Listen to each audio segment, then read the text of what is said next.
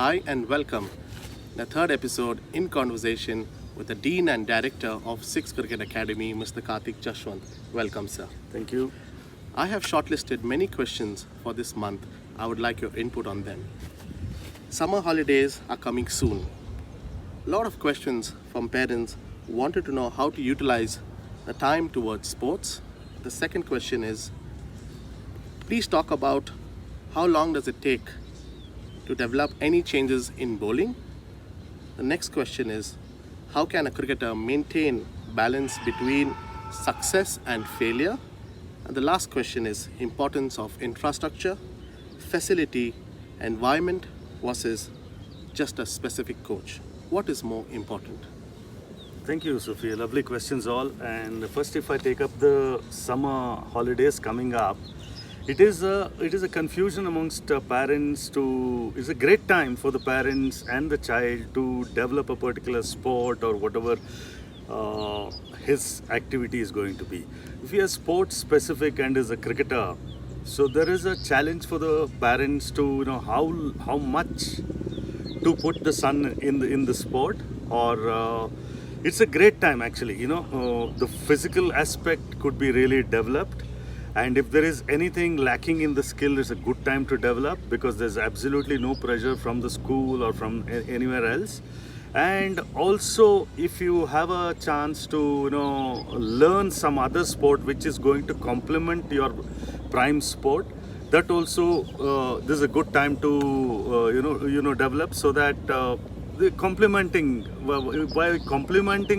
by playing another sport, what you're actually doing is you're resting the muscles which are continuously used in your prime sport. So at the same time you're playing, but actually you're resting your the right muscles which are involved in the sport which you've chosen. But the problem here is, what I've seen from my experience is about the parents who are over enthusiastic, who think that summer holidays is something my son or daughter is not doing much of anything. So I would rather spend all the time in developing a particular sport. In this case, I think some parents are forced to think that more is more. In most of the time it is less is more. So when there is so much time on hand, and currently the kids are during that time they really irritate the parents also. The parents want to get rid of them and send them to a safe environment where they play a sport. All that is fine, but the rest aspect for the child should be kept in consideration. That is one thing. And now I would like to extrapolate this and answer another question which comes very often, Sophie, is that I would like my son to play 2 years or 3 years. He will stop everything, no studies, nothing, and I will put everything, I will give him anything what he wants.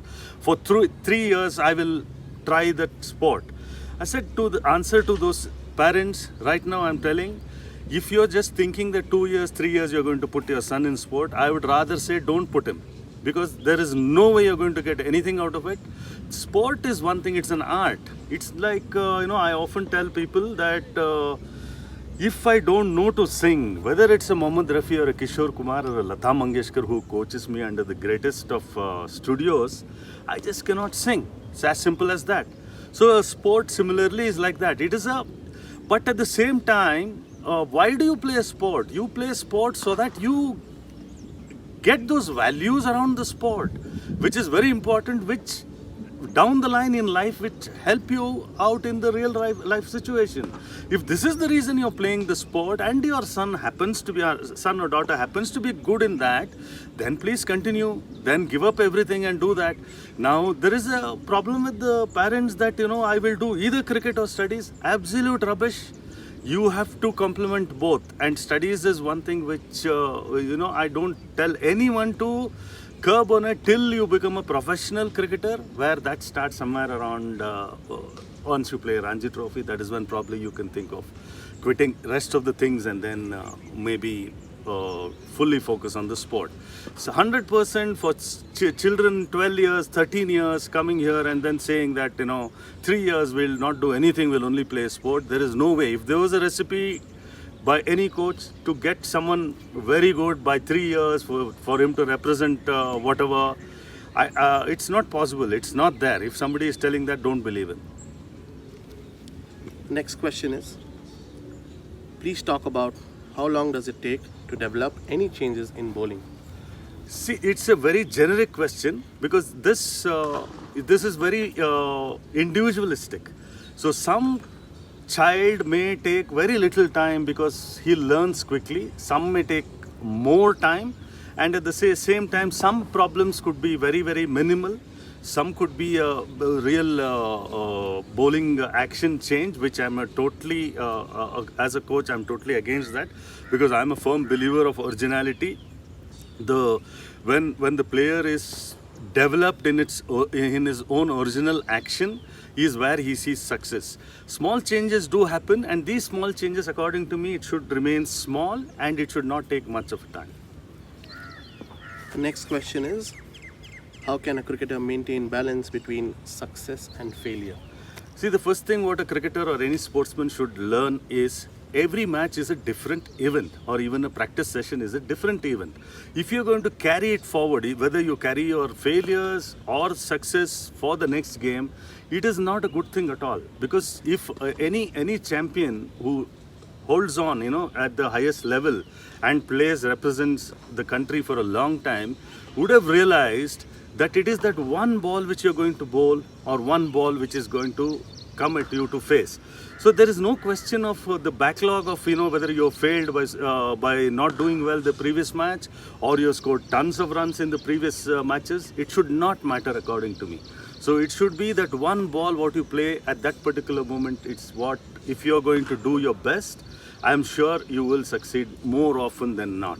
And handling failures is a very important thing. If you see the great players like Viv Richards, leaving Don Bradman apart, a Rahul Dravid or a Tendulkar or a Virat Kohli, their average is just around 50. So that means every batsman who gets in goes in to get 100. So that means these greatest of the batsmen have failed half the time. So, but how is it that they're still the greatest? Even though by failing half the time, it is because they've learned the art of how to deal with failures or successes. So I think the earlier the child develops that, I think he's in a good position to reach higher levels. Importance of infrastructure, facility, environment versus just a specific coach. What is more important? That's a great question. I would say both are important. See, I will give an analogy, one or two analogies of a great hospital with great infrastructure with very poor doctors. Does it make sense? It does not make sense. A great university like a Harvard or a Stanford or a London School of Economics, all of these great universities with very poor faculty doesn't make any sense. So this is the thing. This is a challenge for the parents to understand that they should find a mix of both. Facility is very important, but with all this, Sufi, I want to tell one thing.